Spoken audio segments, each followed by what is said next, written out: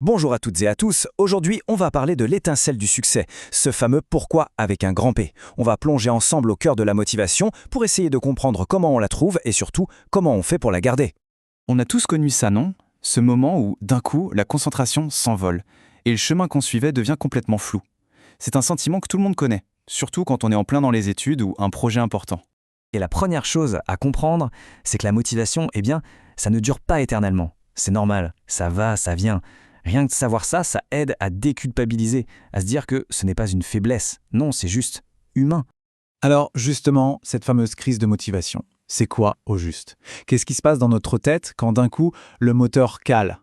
Quand on a ce sentiment d'être complètement bloqué dans ses études, ce n'est pas la fin du monde. En fait, c'est tout le contraire. C'est un signal d'alarme, si on veut. Le bon moment pour appuyer sur pause et se poser les bonnes questions, au lieu de foncer tête baissée dans le mur.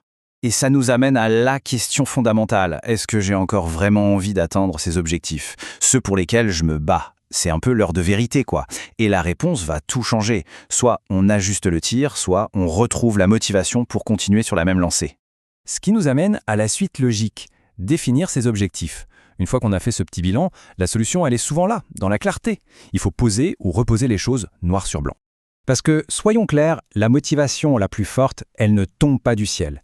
Elle vient de raisons profondes, vraiment personnelles.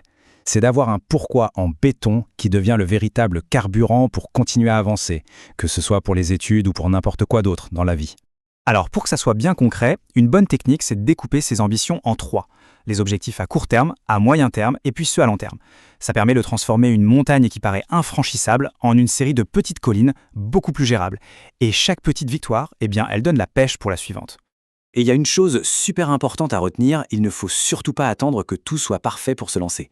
La vraie motivation, la source de tout, ça doit être notre propre désir de réussir. C'est ça qui compte, bien plus que les conditions extérieures. Bon, maintenant que les objectifs sont clairs, il faut trouver de quoi alimenter la machine au quotidien. Alors où est-ce qu'on va chercher ces sources d'inspiration pour entretenir cette petite flamme?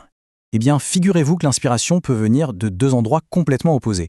D'un côté, on a les modèles positifs, des gens qui nous inspirent, qui nous tirent vers le haut, et de l'autre, quelque chose d'un peu plus surprenant, ce qu'on pourrait appeler le carburant négatif. C'est l'idée de transformer une déception, une frustration, en force. Pas une vengeance contre des gens, mais une sorte de revanche sur la situation. Et ça peut être un moteur incroyablement puissant. Et si on allait encore un peu plus loin?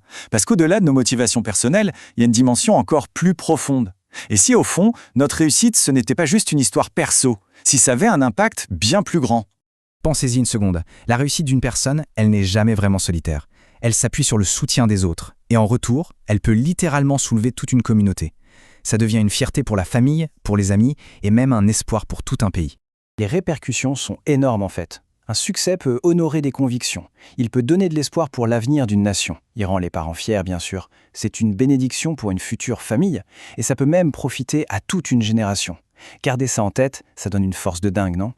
Allez, dernière étape, et c'est la plus importante. On a réfléchi, on a trouvé l'inspiration. Maintenant, il faut passer à l'action. C'est le moment de transformer tout ça en quelque chose de concret. Et pour ça, un conseil super pratique. S'évaluer régulièrement, faire le point, voir où on en est, mesurer les progrès, c'est absolument essentiel pour ajuster le tir et surtout pour aller au bout de ce qu'on a commencé. C'est comme être le manager de son propre succès. Et retenez bien cette phrase parce qu'elle est hyper puissante. Le plus difficile réalisé, le plus facile devient une évidence. En gros, si on attaque le plus gros morceau en premier, ça crée un élan de fou. Une fois que le grand obstacle est derrière nous, le reste paraît tellement plus simple. C'est une super stratégie pour se débloquer. Et pour finir, on en revient à la question essentielle, la plus importante de toutes. Au-delà des examens, au-delà des objectifs purement scolaires, pour qui et pourquoi est-ce qu'on se bat vraiment? La réponse, elle est en chacun de nous. Et c'est précisément là que se cache la véritable étincelle du succès.